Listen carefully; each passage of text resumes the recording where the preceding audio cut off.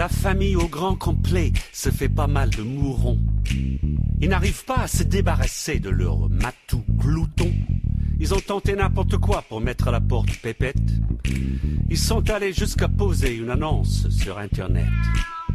Mais le matou revient le jour suivant. Le matou revient, il est toujours vivant. On verse alors dans sa pâtée un cocktail des plus toxiques, à base de cyanure, de vitriol et d'arsenic. La bête engloutit d'un trait l'effroyable breuvage, le poil hérissé, le chaton raide sur le carrelage. Mais le matou revient le jour suivant. Le matou revient, il est toujours vivant. La famille finalement décide d'attendre le 14 juillet afin d'attacher le chat à la plus grande des fusées. Le matou décolle et explose en plein ciel. Bon débarras. Le feu d'artifice est tel qu'il pleut des petits poils de chat. Mais le matou revient le jour suivant. Le matou revient, il est toujours vivant. Bon là, il y en a vraiment marre. On convoque l'armée de terre, une centaine de soldats, de chars d'assaut, d'hélicoptères, sur les murs de la ville et placarder sa photo. 1 million d'euros pour celui qui aura sa peau. Mais le matou revient le jour suivant.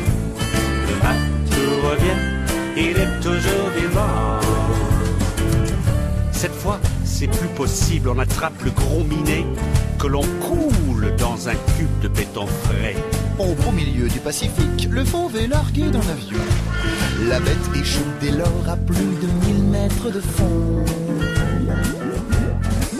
Mais le matou revient le jour suivant. Oh, le matou revient, il est toujours vivant.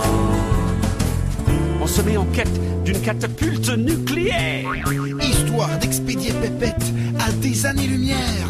mais le lendemain matin, une soucoupe atterrit dans le jardin. On rapporte Pépette dans les bras d'un martien. Mais le matou revient le jour suivant. Le matou revient, il est toujours vivant.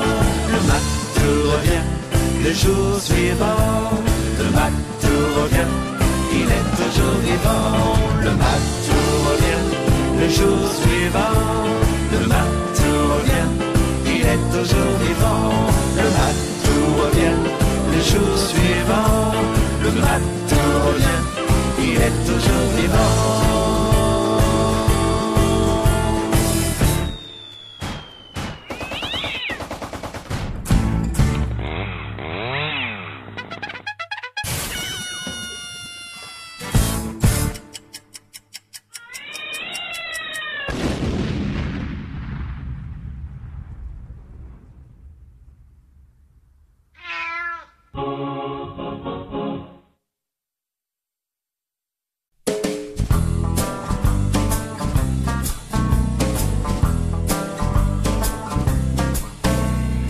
Écoutez l'histoire d'un sacré félin, un curieux gros chat qui avait toujours faim.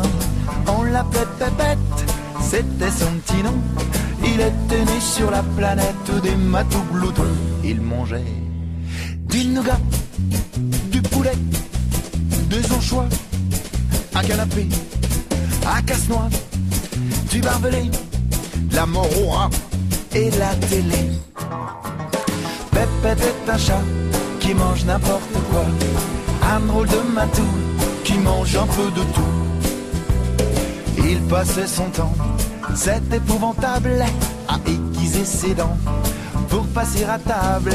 On ne croisait jamais Pépette le ventre vide, car toujours il réclamait de quoi se remplir le vide. Avec un dictionnaire, un tire-bouchon, un pack de bière, un bûcheron, de la poussière et des boulons, un dictionnaire et mon polochon.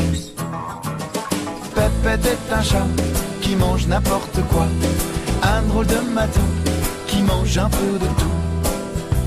Mais un soir de nouba, Pépette a forcé, on retrouva le chat, le bidon percé, par le petit trou, on pouvait voir sortir tout ce que le matou avait pu engloutir. Il y avait un cartable, un sergent, une étable, un président, mon portable, un toboggan, le bac à sable et d'Artagnan. Pépette est un chat qui mange n'importe quoi, un drôle de matou qui mange un peu de tout. Le chat s'écria diantre, mon repas se débine, colla sur son ventre une jolie rustine. La morale de cette drôle de chanson, c'est qu'il vaut mieux avoir Pépette en photo qu'en pension, parce qu'il mange des clous, des choux, des poux, des loups, du mou, des sioux, des roux, du gnou, des canards, des rasoirs, des cigares, des motards, des frigos, des motos, des mégots, des marmots, des moutons, du savon, du carton, du coton, des bretons, du bison, du poison, des teutons, des chatons, du houblon, Besançon, du saumon, des violons, des camions, des crayons, des wagons, des avions, ma maison, des dindons, des crotons et cette chanson. Pépette est un chat qui mange n'importe quoi, un drôle de matou qui mange un peu de tout. Pépette est un chat qui mange n'importe quoi,